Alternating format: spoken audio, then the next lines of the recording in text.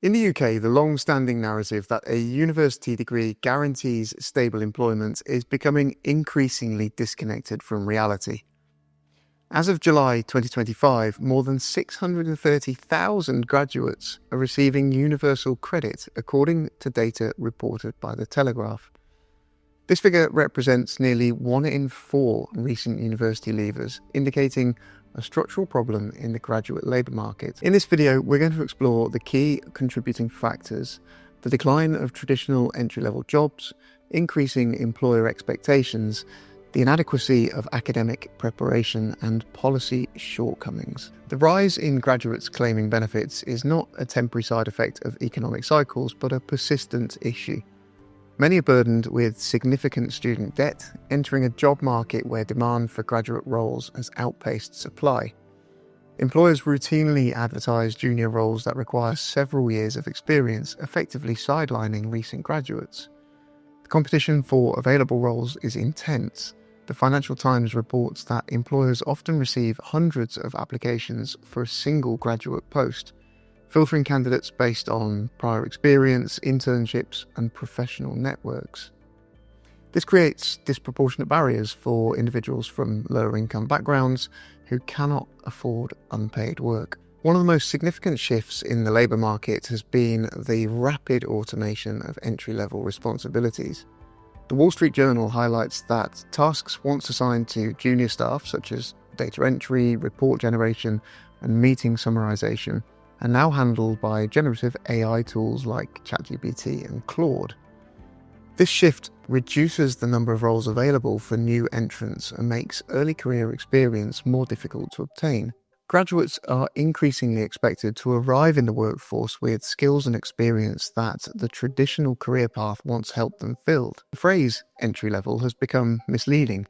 Many employers list requirements such as 2 to 3 years of experience, specific industry knowledge, or proficiency in specialized software.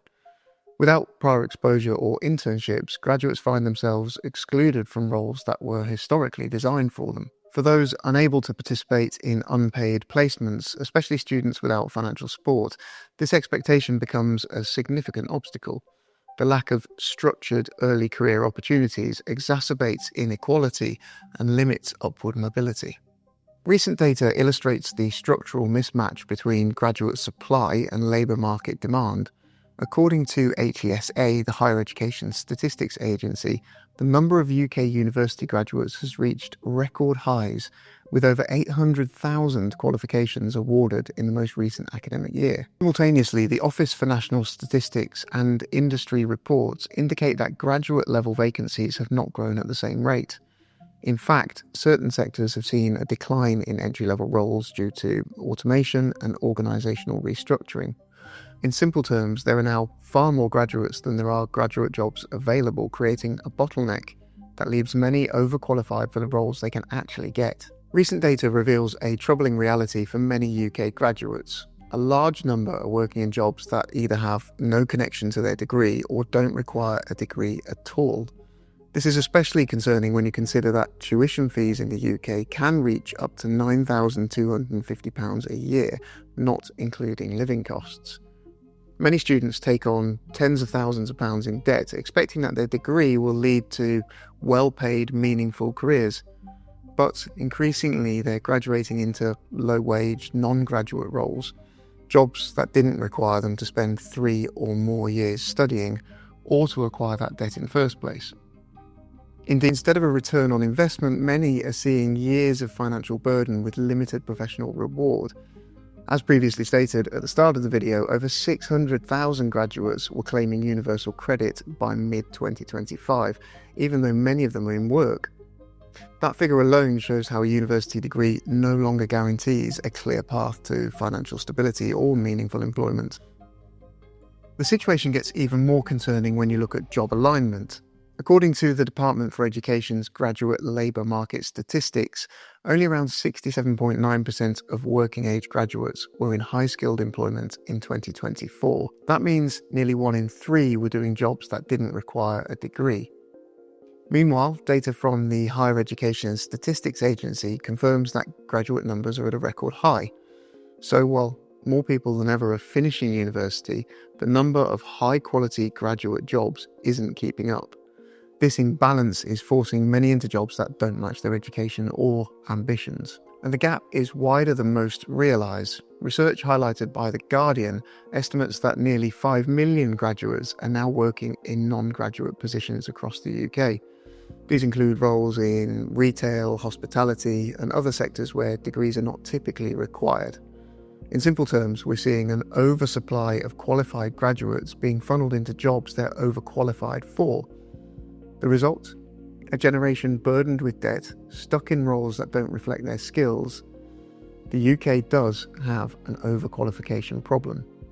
As the graduate job crisis deepens, a growing number of young people and parents are asking a difficult but necessary question: is university still worth it? For decades, the promise of higher education was straightforward. Invest in a degree and it will pay off in the long term with higher earnings, better career prospects, and greater social mobility. But recent data suggests that this promise no longer holds true for many. New figures indicate that the so-called graduate salary premium is shrinking. According to the Office for National Statistics and Labour Market Surveys, the average earnings gap between graduates and non-graduates has narrowed significantly in recent years. In fact, in some sectors, school leavers taking up apprenticeships or skilled trades are now earning more, sometimes substantially more, than graduates entering entry-level white-collar jobs. This is particularly evident in fields like construction, logistics, sales, and tech-adjacent roles where practical skills and experience are valued more than academic credentials. In the past, graduates could reasonably expect to earn a meaningful premium over their lifetime, but with rising living costs, high student loan repayments, and stagnant wages in many professional sectors, that advantage is no longer guaranteed. The Institute for Fiscal Studies has noted that for some degrees, particularly in creative arts, media studies, and social sciences, the average lifetime return is negligible or even negative once tuition fees and living expenses are factored in. In other words, many students are going into debt for degrees that won't pay off. This financial reality is driving a cultural shift. Young people are no longer automatically assuming that university is the only or best route to success.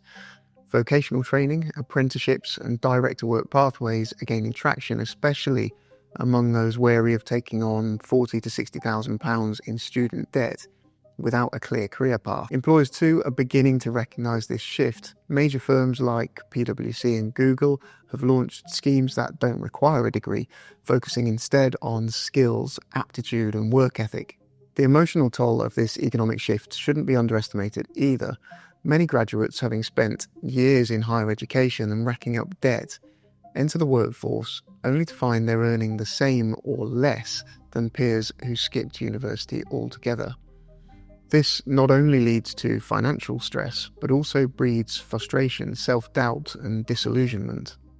Universities have not fully adapted to this new environment. Most degree programs still emphasise academic theory over practical application, with limited industry integration or hands-on experience.